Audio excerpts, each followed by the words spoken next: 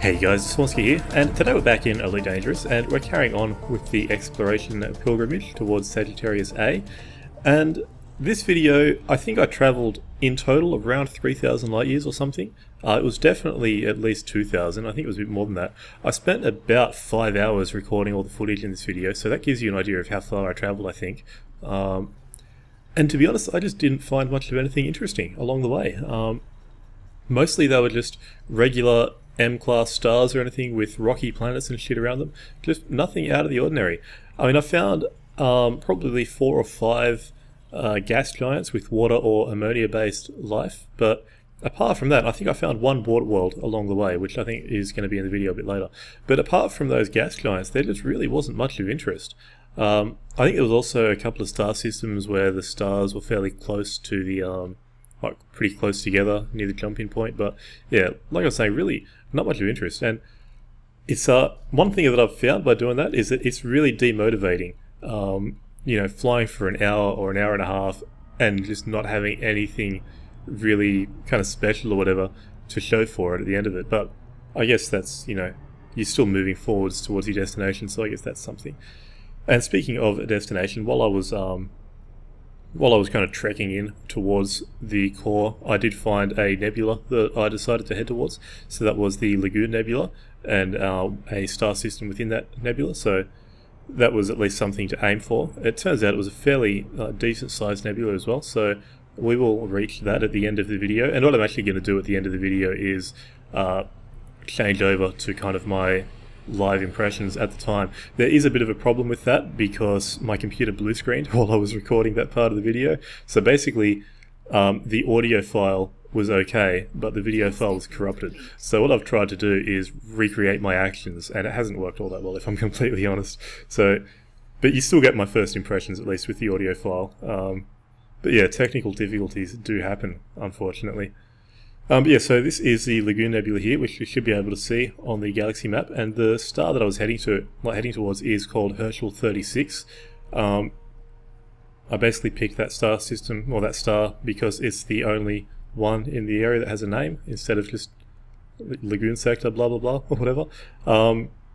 Yeah, you know, that's one way of picking where you're going to go. And yeah, so as you can see, that's 2.5, well, not quite 2,500 light years away, so it did take a fair bit of travelling to get here. I think it was worth it, and this is something I kind of touched on later on at the end of the video, but what I've learned doing this exploration is that it's important to set yourself small goals. You know, trying to just do it all in one jump straight to Sagittarius A, I think I would have burnt out by now, but doing it by setting myself small goals does work a bit better. So here you can see one of the other systems I discovered. It was a pretty big one. I don't think I bothered going down to get these planets down at the bottom because they're like 100,000 light years away or light seconds away or something like that. And that seems to be, I mean, I could head down there and pick them up obviously, but for me, I think the furthest I'm willing to travel to go and scan something is about 5,000 light seconds. Beyond that, unless it looked like an Earth-like or something, I don't think I'd bother. It's too far and it's too much effort for too little reward, as far as I'm concerned. So, but as you can see, I did find a few gas giants in this system with different forms of life and stuff on them, so that was pretty cool. But yeah, there is a limit to how far I will travel to find cool stuff, I guess. In a way, that's kind of the problem with the Advanced Discovery Scanner, because obviously it's got that infinite range, which is awesome, but it means you get to see all the stuff so far away, and you just know that you're never going to go out there and get it, because 100,000 light seconds in Super Cruise is just a bit too much for me. But yeah, so I scanned the big gas giants in this system, or at least some of them. I don't think I did all of them because they were too far away, as I've just been talking about. But yeah, it was better than nothing, I guess. And so I've got no idea what I'm going to find next because I haven't watched this video back enough times. Okay, so this is one of the systems where the two stars are really close together, and this is something that a lot of people have warned me about in comments and everything, and it's the reason why one of the main pieces of advice that I got about doing exploration like this is to, as soon as you start, you know, frame shift jumping, to lower your throttle down to 0, so that if you're in a situation where you're stuck between these two stars, you're not going to go forwards and flying into one of them. I mean, I was kind of lucky in this one because I got dropped just outside the main star, so that was fine. But what can often happen is they can be a lot closer together, and you can actually get dropped out between the two of them. Obviously, that's not a great thing, and a lot of people, that's how their exploration trip has ended. They've been stuck between a hot place and a really, really hot place, I guess, and they've just overheated and blown themselves up. Or the star's blowing them up, however you want to look at it. But yes, that was a pretty cool little system. It's the first time I've seen the stars that close together in one of my, in this exploration trip, so, you know, a nice little thing. I also found one further on where I actually noticed myself flying through the star, or flying through one star as I was exiting frameshift jump, so that was interesting. The ship didn't sustain any damage or anything like that, so that's all good. And this star, I just thought it looked cool, so there you go. That's just a blue-white star. Yeah, sometimes, I mean, it's interesting, you don't see that many blue-white stars or blue stars or anything like that, so sometimes the lighting effects and everything are just a bit different. I mean, after you've spent 3 or 4 hours seeing nothing but red stars, or orange stars, or, you know, M class, G class, K class, however you want to say it, seeing something a bit different to that is pretty cool. And one thing I noticed as I was moving further towards this Lagoon Nebula is that the system has started becoming discovered by other people again, which does make sense. I mean, these nebulas are going to be kind of popular places for people to head out along the way to Sagittarius A. And it's also, you might have noticed, especially with that star system I was just in, that blue-white star, there was only a couple, or there might only have been one possible jump to make, and that's the case with actually a lot of stars. There's only 4 or 5 possible jumps at most, and so that means even though there's so many stars out there in the galaxy, when you've got hundreds to thousands of people all heading out in the same basic direction, even though they're all taking different routes, they're all going in the same basic direction, and when you've got a limited number of jumps, that means a lot of those stars, like people are going to keep heading towards them and going through the same stars basically, which kind of limits the number of stars you can discover yourself. I don't know if that made any sense at all. It made more sense in my head though. But yeah, so the exploration just continued onwards, and don't know what I found here. It must have been something interesting. It was probably another planet, another gas giant with ammonia or water-based life. I did find a few of those, which was nice. I don't know how rare they are. I've found enough of them that they obviously can't be considered that rare, because they do pop up. I mean, they're kind of distinguishable on the system map compared to regular, like, Class 1, or Class 2, Class 3 gas giants, because they do seem to be, they have kind of spots on them, I guess, is the best way of putting it. I don't know if that's a deliberate thing, or if it's somewhat close to realism. I've got no idea at all. But they do seem to be distinguishable from regular gas giants, which makes it easy to kind of decide to go and fly towards them. And as you can see, this one's a gas giant with water-based life.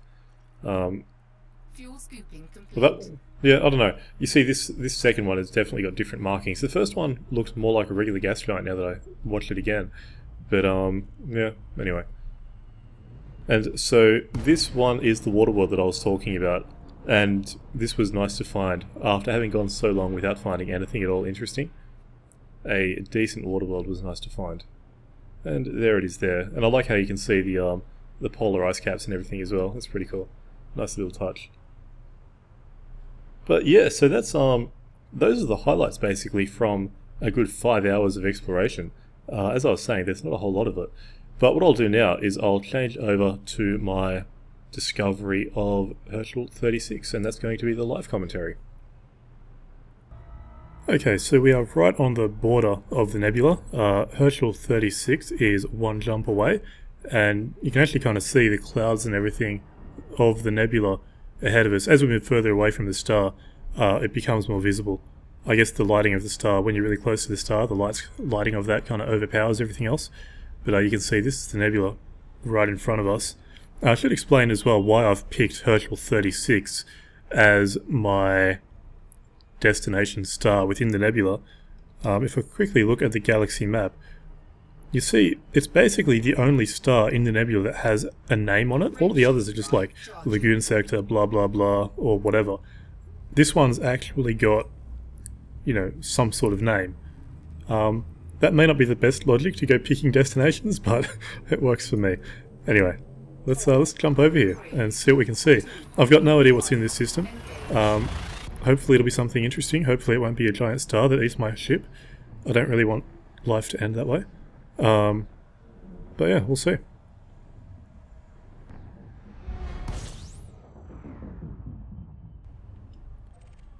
Alright, here we go.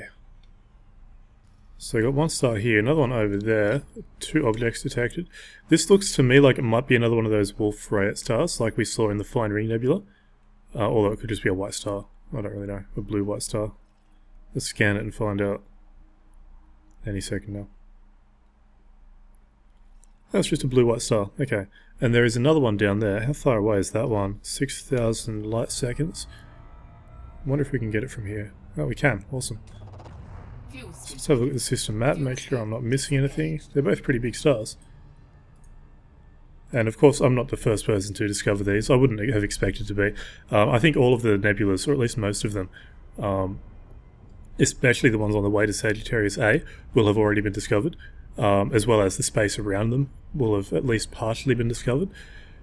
So yeah, you can't really expect to be the first person at some of these places. So let's move a bit away from this though. We'll see what we can see. You can already see some of the nebula colouring and everything down that way. And that's really what I was hoping for in the Coalsack Nebula as well. It was just to be able to see some of the actual colouring of it. It looks like you can kind of see it here. So let's spin around a bit. Obviously these stars are really bright, so their lighting may kind of make it a bit more difficult to see things. But yeah, it just looks like we're kind of surrounded by these reddish, greenish sort of clouds, which is kind of cool. Okay, so we're kind of back. I'm not sure if I will have mentioned it earlier or previously or in the post-production or whatever. My computer did blue screen while I was, like, just after I got here,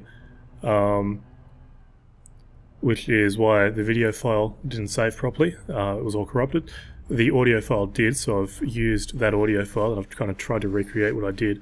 But anyway, that's why the last bit of the video would have looked or sounded really weird, I suppose. What I was doing probably didn't quite match up to what I had said previously. So that was a bit annoying. Anyway, so this is Herschel 36. So that's the Lagoon Nebula, I suppose. So now I've got to work out where I'm going to go next. And there are a few nebulas nearby. I think I mentioned that previously. We got the this Trifid Nebula here. We've got the Omega Nebula over there. We've also got this Cat's Paw Nebula down here. Now, it's kind of tempting to go and collect all 3 of these, but realistically, I'd kind of have to go, to do it properly, I think I'd have to go down here, which is, if I zoom in, can I find a star here? No, I can't. It's not letting me click on it at the moment. If I go realistic, it should. Yeah, so let's see. One of these. Oh, don't click on things, you stupid game. Okay, it's alright. It wasn't too bad. So yeah, this is 1,500 light years away. More than that, actually.